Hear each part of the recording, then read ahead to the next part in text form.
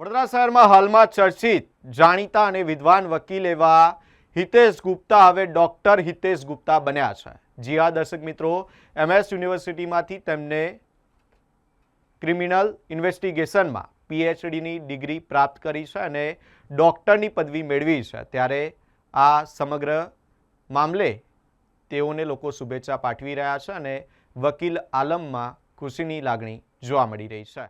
6 વર્ષનો એક તપસ્યા કર્યા પછી આજરોજ Maharaja Sayajirao યુનિવર્સિટીમાંથી criminal investigation in ઇન્ડિયાના સબ્જેક્ટ ઉપર મેં મારી PhD એટલે કે ડોક્ટરેટ ઇન લો આજે પૂર્ણ કર્યું અને ફાઇનલી હું ડોક્ટર હિતેશ લલિતભાઈ ગુપ્તા આજથી થઈ ગયો છું।